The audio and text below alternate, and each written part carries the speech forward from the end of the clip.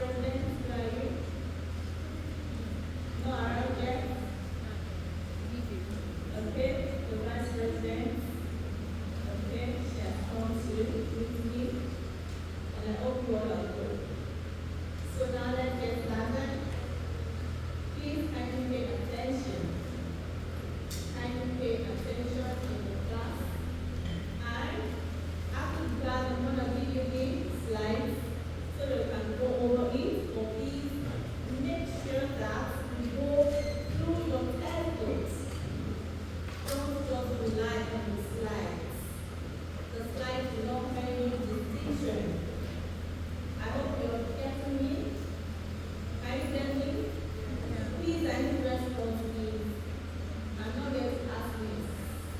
We're actually here to interact together. The slides don't tell you distinction. It only serves as a guide. It serves as a guide so that when you go back to the textbook, you can have a more comprehensive knowledge of what you've been taught in class. So please, kindly pay rapt attention. So, let's start.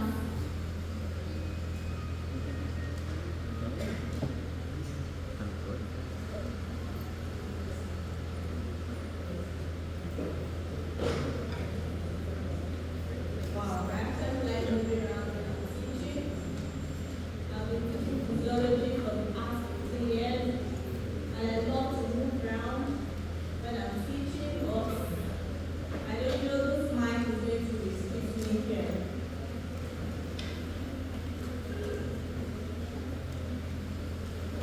So, as I said, this is the first class, and we are looking at Introduction to the Central Nervous System. Introduction to the Central Nervous System, which I believe is not new to you. I believe so many of you have read ahead. I believe so you've done that, in your first year. I know you have some knowledge about it, and this morning we will just run through the slides because I was made to understand I have just 15 minutes for the class, and that's so sharp. Over there in Nigeria, you can teach a class for like 2 hours. You have enough time to ask questions, to get responses from the students, to ensure that they actually understand it. But here, just 15 minutes, and I know that you can still get something within the 15 minutes. So now let's start.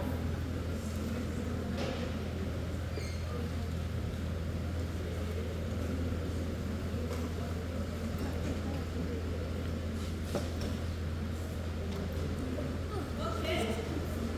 At the end of this class, this is the objective. You should be able to define nervous system, to know its divisions, to know the different components of central nervous system, to discuss the brain and its parts, its various parts and their functions, and explain spinal cord and its functions. Also, you should be able to tell us the cellular components of the nervous system and also their functions. You should know what the synapse is, the neural poles, and the circuits. As we all know, the physiology is all about the functions. Am I right? Yes. Why anatomy is about what? I can't hear you, please. Structure. The physiology is about the function. So we deal with more functions in this class. And I believe that in your anatomy courses, they will tell you more about the structures. But in this class, our main aim is the functions. So please, the function and the mechanism behind their function. So now what is nervous system? In actually my normal style is before I go to my slide, I have a class, I show the questions to the class where I harvest your ideas, but because of the shortage of time, I will be able to do that. And so please just go along so that we can actually cover the slides before the next lecturers come in. So now I want to talk about nervous system. Nervous system is just a form of communication. Note that word, a form of communication and control network or a control system.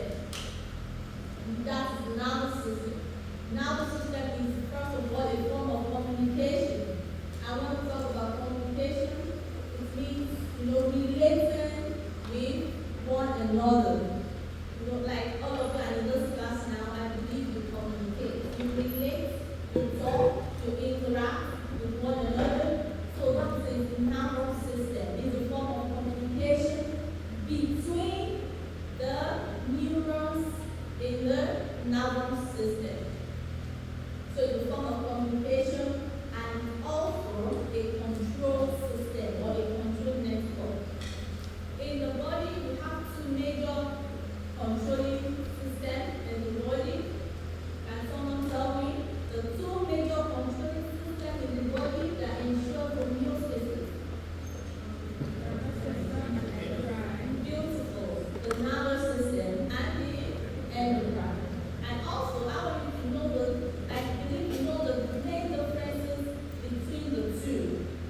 I would believe that you know the difference between the nervous system in its type of communication and the difference between the endocrine system communication. Do you know it?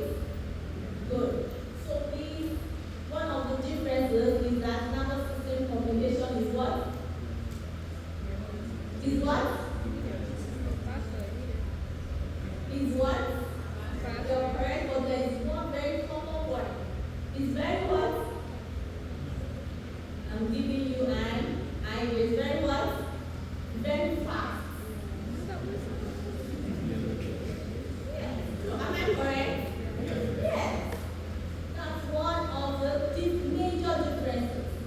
Its mode of communication is very fast. It doesn't take time like endocrine.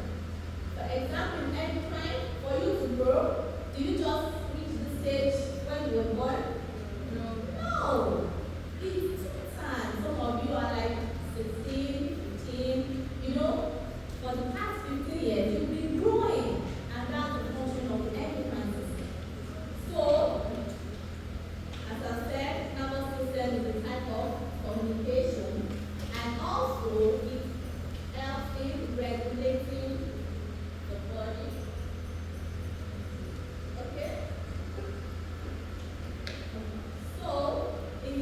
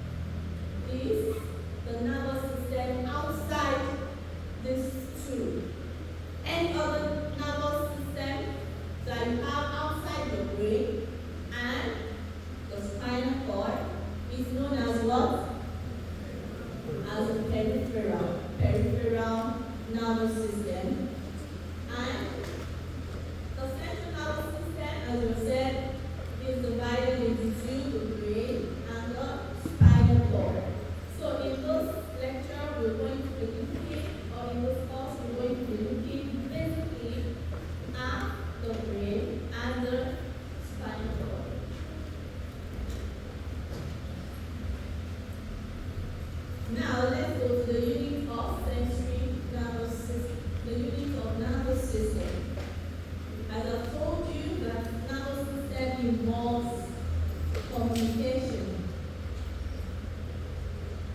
You know, it helps to interact with the environment.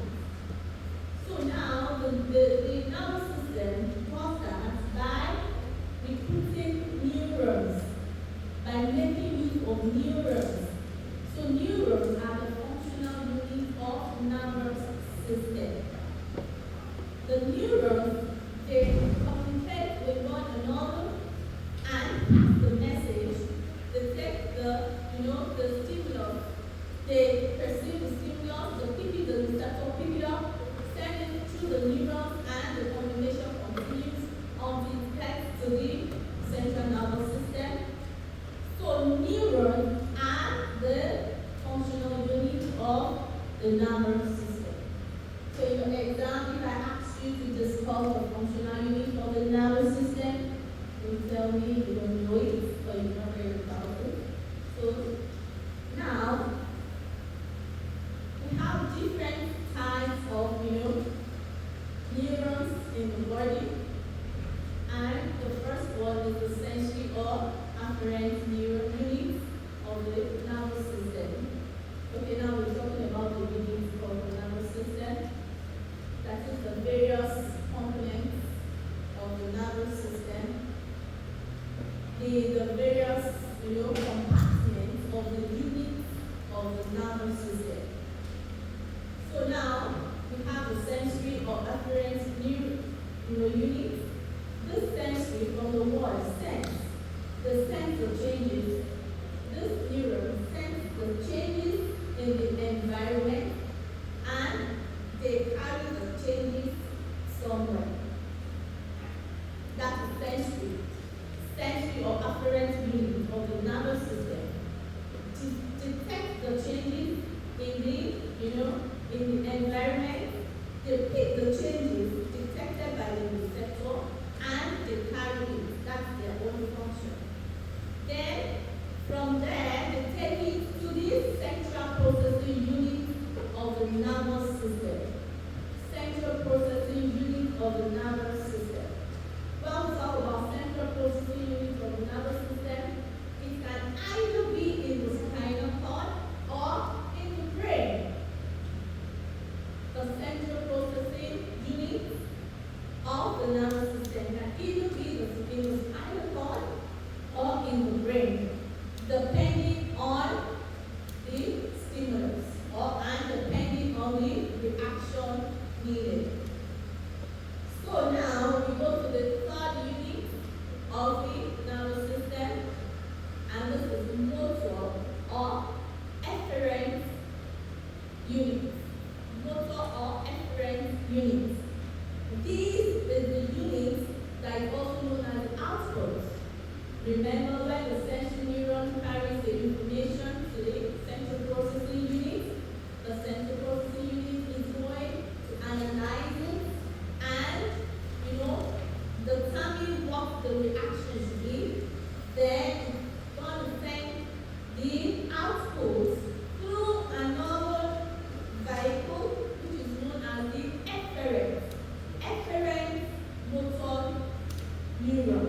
Efferent neurons or motor neurons to the effector muscle or glands, as the case may be. So in the unit of nervous system, we have three major units. You have the sensory, which serves as the input. You have the central processing unit, and you have your output. I hope you get that. Now, let's look at the different major levels of the central nervous system.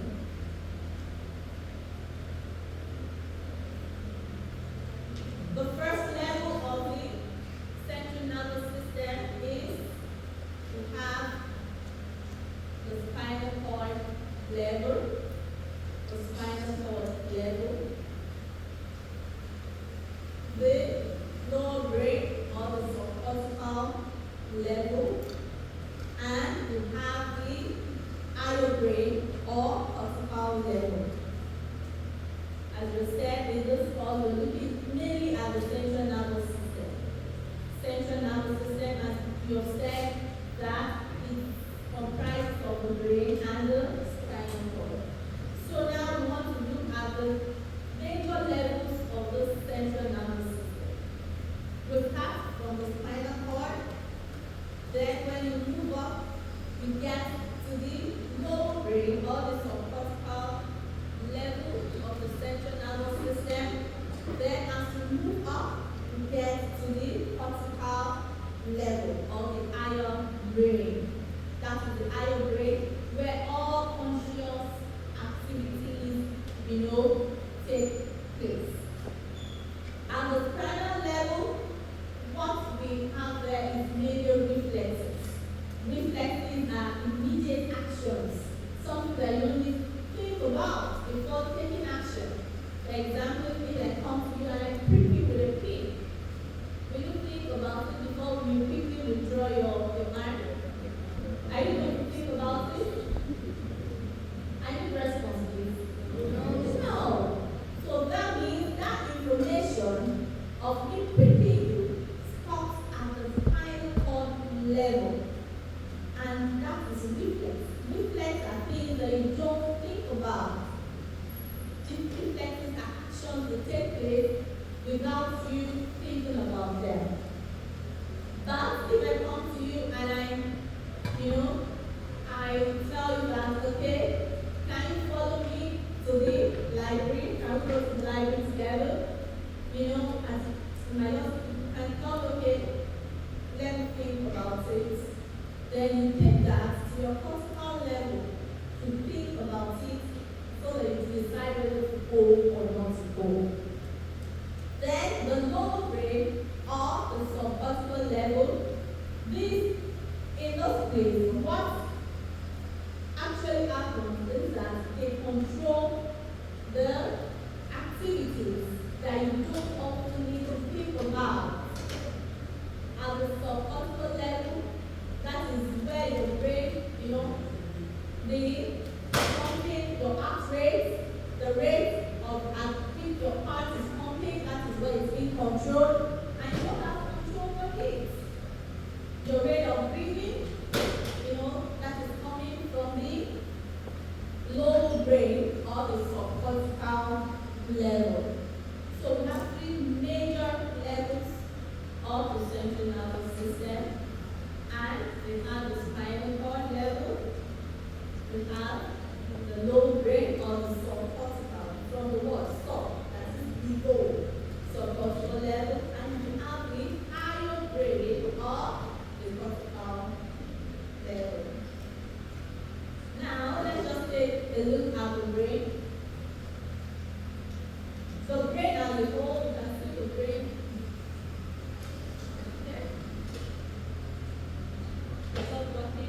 Can you hear me? No.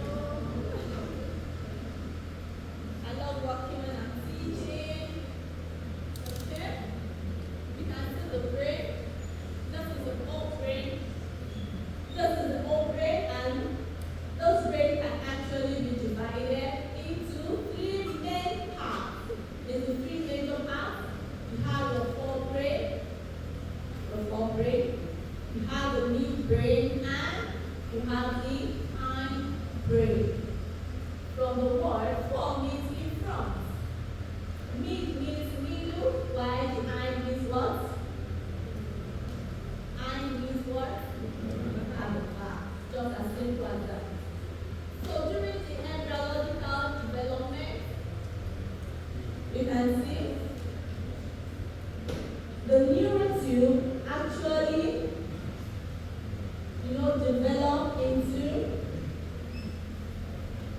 the forebrain, the midbrain, the hindbrain, and other spinal cord. So now what make up the forebrain? You have your telecephalon, the diencephalon. Those are the two subdivisions of the forebrain. And telecephalon is made up of the cerebral cortex, the basal ganglia, and the limbic system.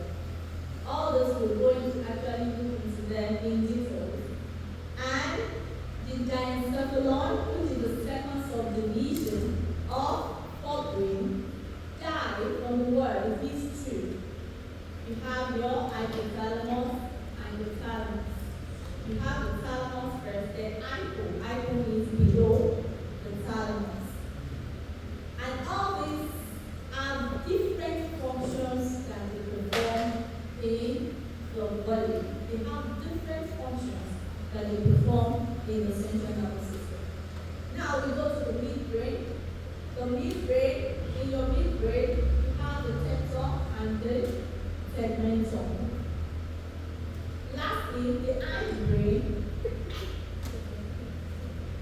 The hindbrain, which is the last part of the brain, that is where you have your cerebellum, you have your nephons, and you have your medulla. Those are the three major components of the hindbrain. Okay, this is just a note on the different differentiation of the body. And you should also note that the forebrain is also known, you can also call it prosencephalon, while the midbrain is mesencephalon. Okay, while the hindbrain is prosencephalon. And you can see, just as we have explained earlier, you can see what they actually, differentiated or divided into. Now we look at the cranial meninges. These are just the introduction and the introductory class. Because as we proceed, we are going to be mentioning all these terminologies so that it won't look absurd to you. You need to actually understand the basics. Now we go to the cranial meninges. I want to talk about the cranial meninges. There are three. The cranial meninges are actually the covering. They're actually the covering that covers the brain and the spinal cord. Every vital organ in the body is actually covered with something. If I ask you now, what's the covering of the heart? Beautiful.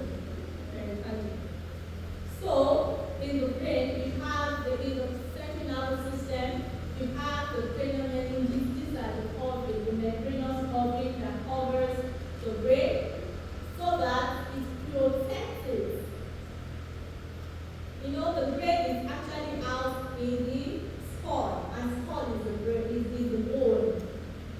So if it's not properly covered, the skull can actually, the bone of the skull can actually damage the brain. So we have some coverings that serve as protection for the brain. And we start from the outermost layer. The outermost layer is called the dura mater. It's called the dura mater. That's the outermost layer. Then we have the arachnoid mater, the second layer. And the deepest layer is known as the pia mater. That is the layer that has direct contact with the brain. So from outside, you have the dura mater, arachnoid mater, and the pia mater.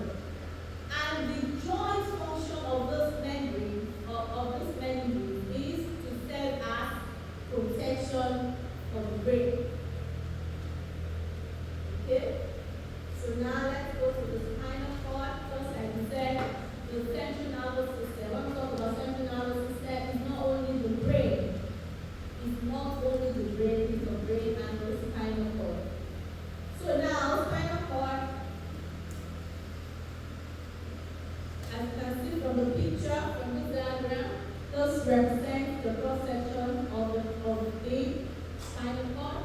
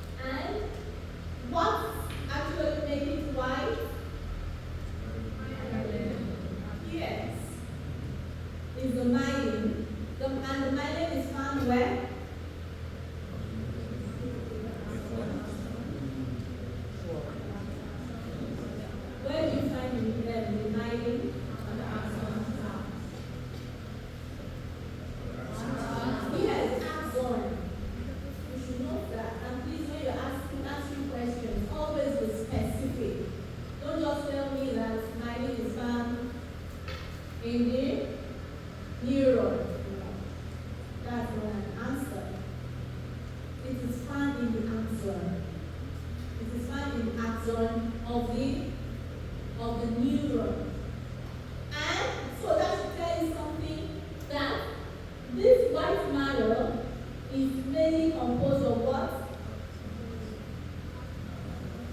Yes, the axon part of the neuron. That is where you find them. The axon part of the neuron. Okay? Now, the gray matter is gray because of what? Because it contains what? Yes, because it contains the cell bodies. Because it contains the cell bodies. The cell bodies are found here. The cell bodies are found here where the axons are located, with the white matter. And that is what is responsible for the color, the gray color of the spinal cord, the internal, part of the spinal cord. That is what is responsible for it because it consists mainly of the cell bodies of the neuron, while the white matter consists mainly of the axon which are coated with the myelin. So that is what is actually responsible for the colors. Okay, now let's go to the cellular component of the nervous system. Cellular component of the nervous system. We have so many cells that make up the nervous system or the central nervous system. We have so many cells. It's not only neuron. I know that I asked you now what is the cellular component of the nervous system. Some of you might say neuron, but it's not only neurons. We see out a lot of other cellular components that are found within the central nervous system. And the first one, or the primary one, is the nervous cell or the nerve cell. The nerve cells or the neurons. That's the primary cells, of the nervous system. The nerve cells. And their function is to receive the stimuli and they transmit action potentials. They receive the stimuli and they transmit the action potential, in the central nervous system or in the nervous system. And again, we have these other categories of, cells present in the nervous system. We have these other categories of cells. We have the astrocytes. We have the microglia. We have the epidermal cells, and we have the oligodendrocyte cells. These other four cells are also nervous cells. So in all, we have like 5 cellular components of the nervous system. So in your exam, if you see discuss the cellular components of the nervous system, don't just write on.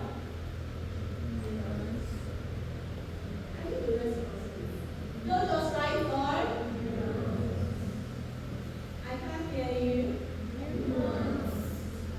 Nerve fibers. Yeah. Don't just write on nerve fibers.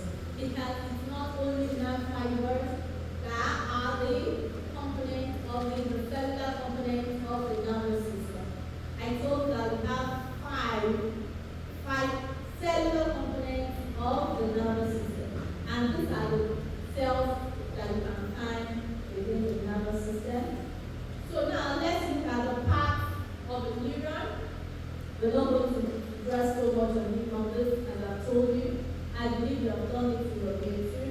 This is a typical picture of a neuron showing the different parts and the different functions. You can see the cell body. We said that the cell bodies are found where? The cell bodies are found where? In the gray matter. So you can see this whole edge. This whole edge is the cell body. The cell body contains the nucleus. And this whole edge is found inside the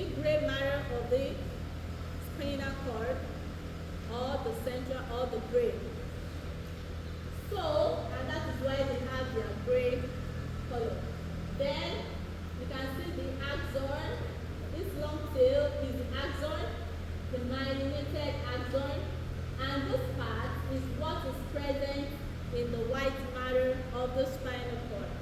So now the dendrites, you can see the dendrites, those finger-like structures they are like ciliars, they are always moving. And these are the parts that receive signals. They receive signals, or they receive the impulse, and what do they do with it? They take it down to the cell body. They transmit the signals that they receive and send it down to the cell body. Then the cell body, what will it do? You can see it organizes and keeps the cell functional. The cell body organizes and keeps the cell functional. Then you can see the cell membrane. You see the nucleus. You see the axon. Actual potential are always transmitted through the axon. They're always transmitted through or in the axon. Okay? Then you have the myelin sheath. You have the myelin sheath. And the function of this myelin sheath is to increase the speed of signal. We'll soon get there, different types of neurons. You have the myelinated and non-myelinated nerve fibers.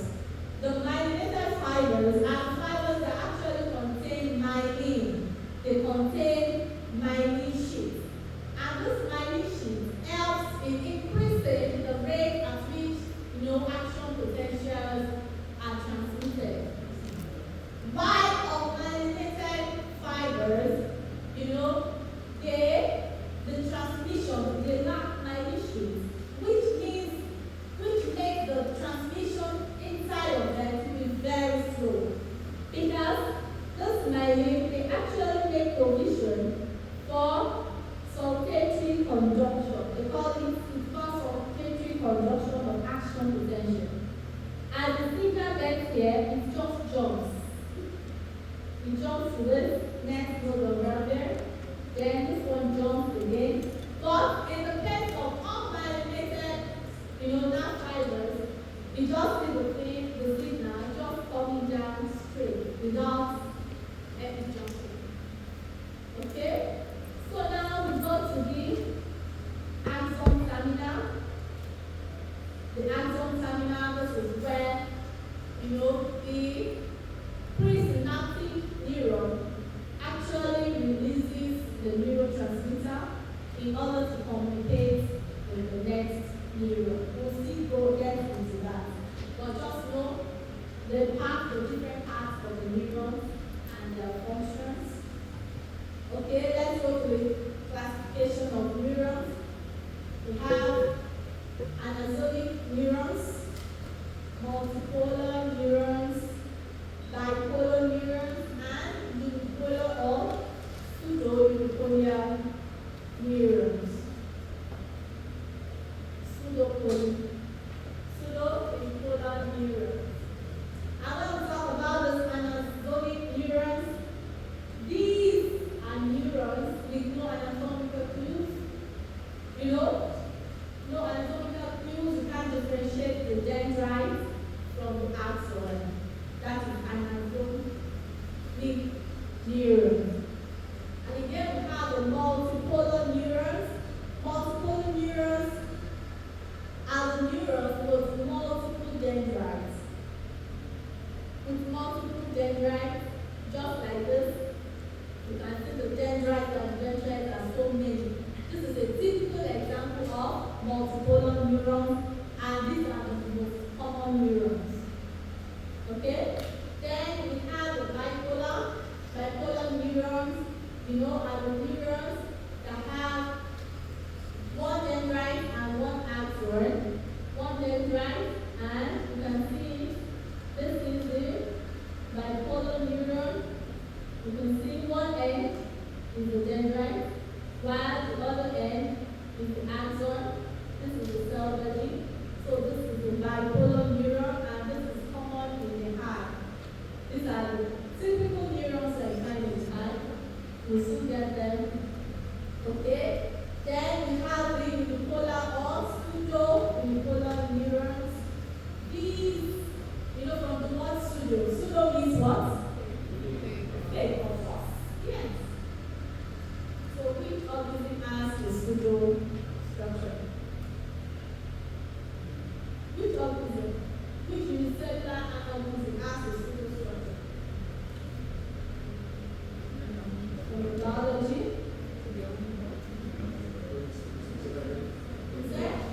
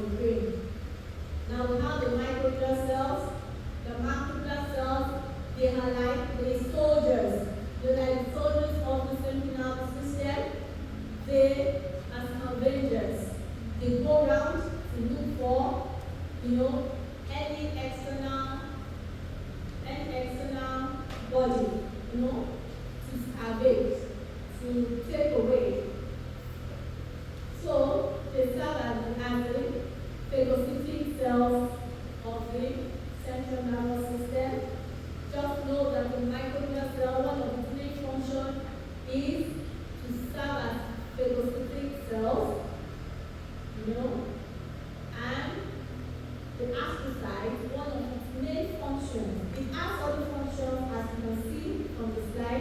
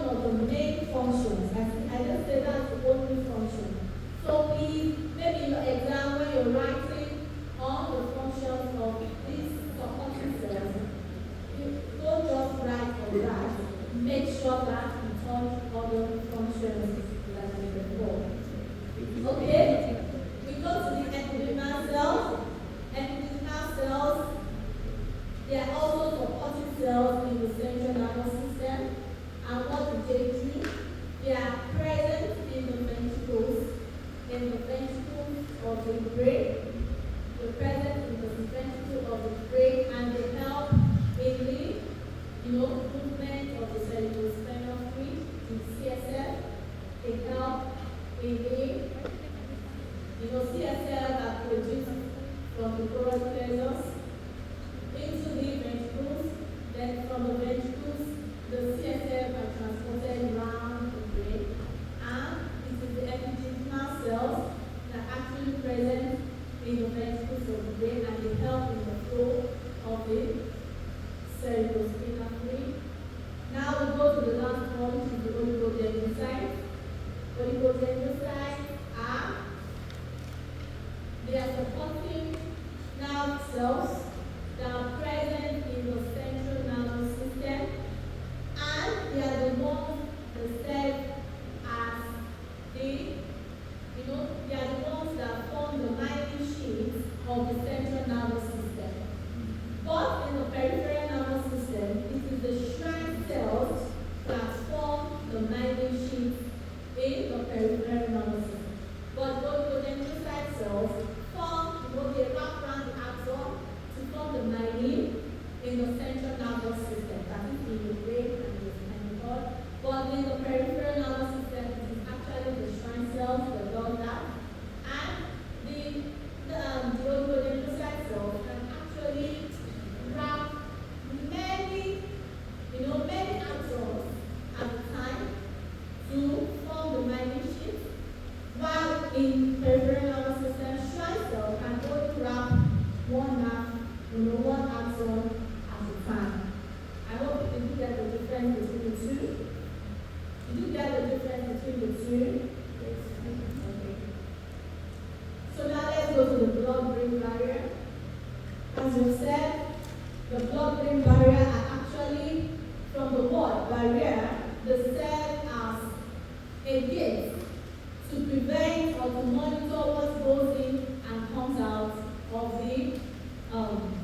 the brain, because brain is a very, very sensitive part of the body, and that is what controls every other thing or every other function of the body. So we have the components of the blood-brain barrier, that is the things that actually form this barrier. The first one, as I said, is the astrocytes. The astrocytes. Also, we have the tight junctions. You can see that this is the brain. This is the blood, Then this is the blood-brain barrier between the brain and the blood. So you can see this, the astrocytes with their legs, they try to form a barrier, Okay, let's start from the top. You can see these epithelial cells, these epithelial cells of the blood vessel. You can see the tight junction. These are tight junctions that prevent things from just coming in or going out, of the brain. Then, that is the first component. Then you have the basement membrane. Even the endothelial cells of the blood vessel also forms, the blood-brain barrier. It also regulates what goes out and comes out of the brain. Then from here you have the basement membrane. This basement membrane contains some proteins which are known as parasites, and they also help to regulate what comes in and out of the brain. And lastly, you have the astrocytes. You see the astrocytes, they form barriers with their feet. You can see the feet. They form barriers with their feet. And you can see the microglia cells. The microglia cells is also very close, so that you can also scavenge and phagocyte any unwanted, stuff from entering the brain. Now, functions of the blood-brain barrier, we have mentioned it mainly is for protection. And also it helps in, maintaining what comes in and out of the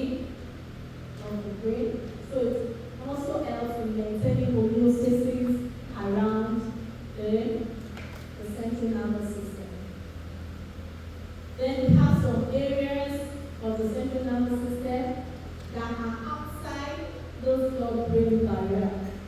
We have some areas that actually, it's not that they don't have those barriers, but just that the barrier is not as tight as those ones, that are found in the main part of the CNS, central nervous system, and you can see them listed here.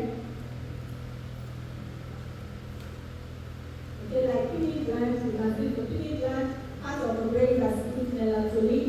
So the blood-brain barrier around that structure is not really as tight as the other very, very sensitive parts of the central nervous system. Then we have some clinical significance of blood-brain barrier. Blood-brain barrier protects against, bacterial entry. Blood-brain barrier actually protects against infections, against CNS infections, and also it protects against what is known as infections. In newly born, the way the bilirubin, the way the red blood cells is broken down, the rate is very high, which which forms so many bilirubin, and if bilirubin crosses this blood-brain barrier and gets to the brain, it's going to cause blood damage, brain damage, and it is the function of this BBB that actually protects the crossing over of bilirubin, to the brain. Okay, now let's go to the cerebrospinal fluid, the CSF. The cerebrospinal fluid is a clear colorless fluid that circulates around the brain and the spinal cord. So that is CSF for you. And their functions, you can see the functions, they have more protective functions. They prevent against shock, they prevent against damage, and also waste removal. If waste products comes out of the brain, it's going to enter inside the CSF transport it, and enter the blood and so on and so forth. You can see the functions, and it's produced from the choroid plexus, just as we have said earlier. And 500 ml of CSF is being produced per day.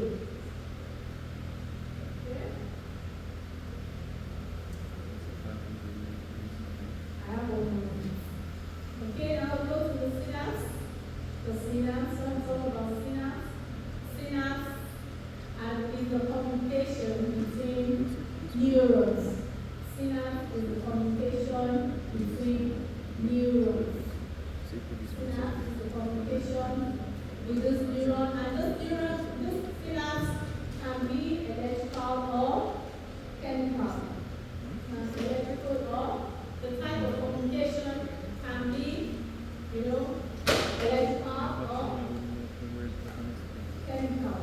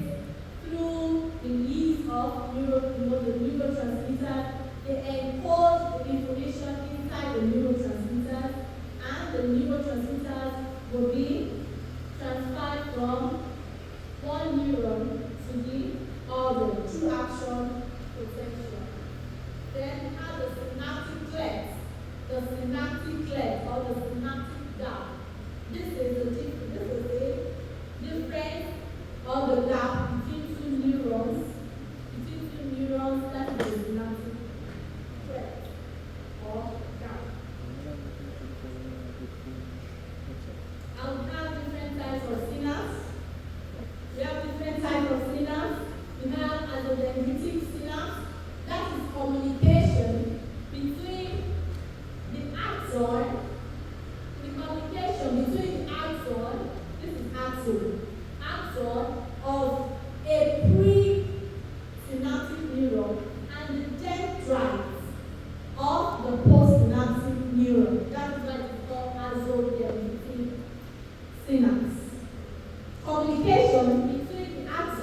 of the presynaptic neuron and the dendrites of the postsynaptic neuron.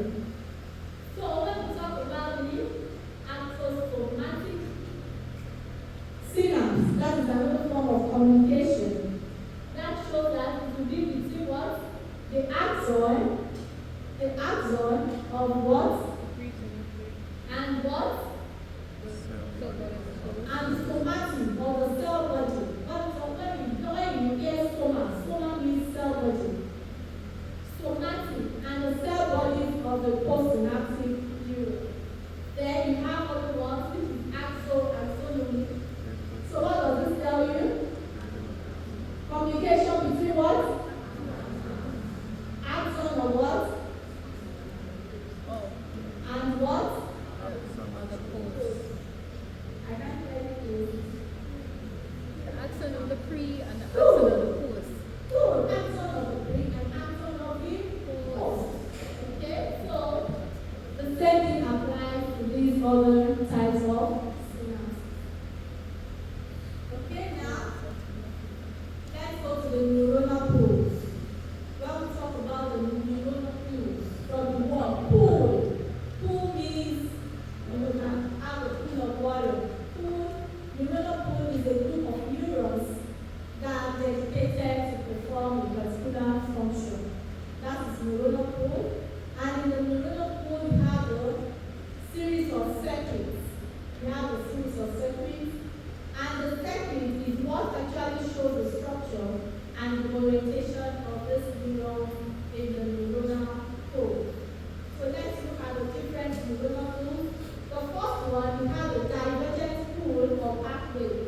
The divergent, just from the word divergent, to diverge means to spread. That is divergent. So there are some divergent neuronal pool, divergent pool. And what do they do? You can see here there is spread of information from one neuron to several neurons. That is divergent pool. You can see from here, this axon or this neuron carries the information and it spreads it, diverges it to so many other neurons or cells of the body. That is divergent pool or pathway. Also, we have the convergent pathways from the word converge. Because all of it converge in those class. That means gather here. So, the divergence, you can see from this picture, from this neuron, you can see the information. So, you can see this neuron, this four neurons, converging. They are sending the impulse, they send the impulses to only one neuron or cell. That is convergent to take action. That is another type of neuronal pool. And we have the innervatory circuits or neuronal pool. You can see it here.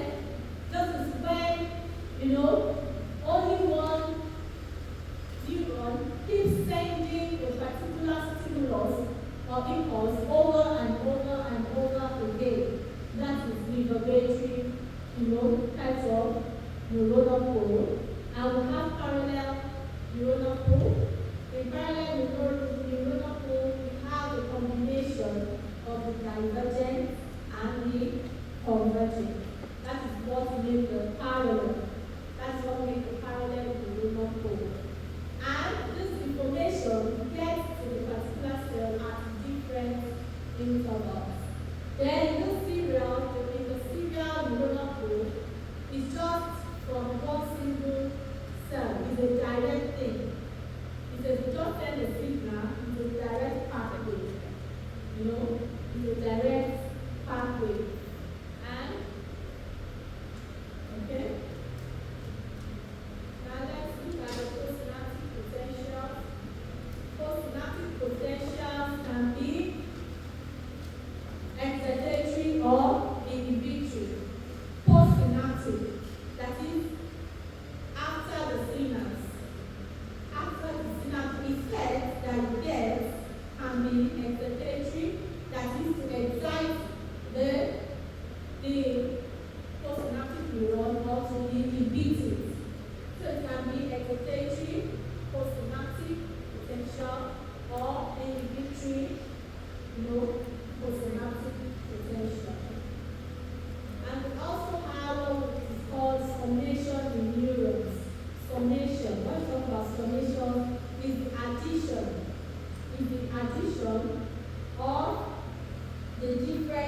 potentials.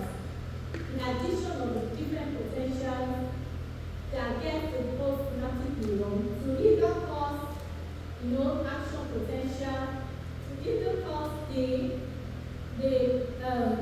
either cause action potential in the postsynaptic neuron or to inhibit it. Formation in neurons. Formation in neurons.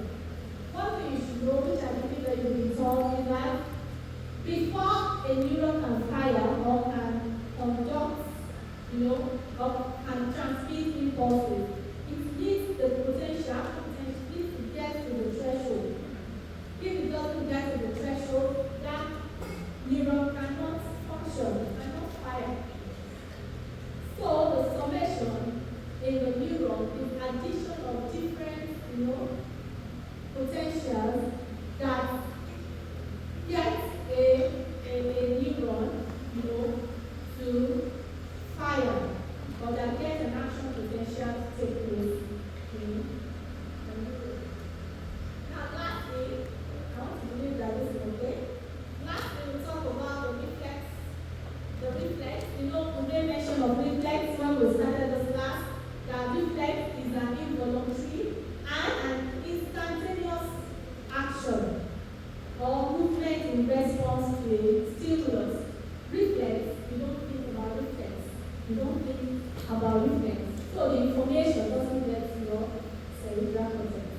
I want to talk about reflex. We talk about the reflex act. The reflex act is a pathway by which the stimulus, the information, is picked from the senses. From the senses, it can be from the sense of the eye, or from the feeling, or from the hearing. The receptor present in the senses pick the signal or the stimulus. The settings, okay, this is the scale. They pick the receptors, pick the stimulus. Maybe when I pick you, pick the stimulus, then send it to the sensory neuron. You can see the sensory neuron. The sensory neuron carries the information to the central processing unit, if you still remember. Yeah, now is the spinal cord. It takes it to this interneuron. This interneuron in the spinal cord is the integrating center of this reflex. And from this interneuron, signals are sent to the motor neuron that innervates the effector muscles, the effector. And it is the effector that actually takes, the action. It is the effector glands or muscles that actually take the adequate, action sent by this integrating center. If it is for you to withdraw your hand, you quickly do that. If it's for you to move away, it is the effector muscle that actually carries out that. And this is the reflex act.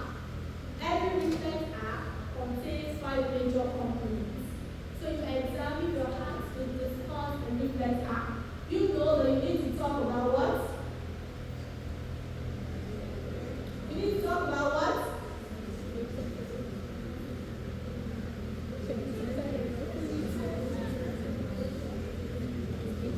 So you need to talk about what in your exam if you have to discuss a reflex act. So what is sensory neuron. you define it first? Yes. Yes. You define it, okay? Yes. Good. Then you take the components one after the other and explain them. You take the components one after the other and explain them, and you put a suitable diagram. With that, you have a full map. Do you get it? Okay? Okay, we have 2 types of synapse. We have 2 types of reflexes. We have monosynaptic reflex and polysynaptic reflex. When we talk about mono means one. Mono means one, and this is a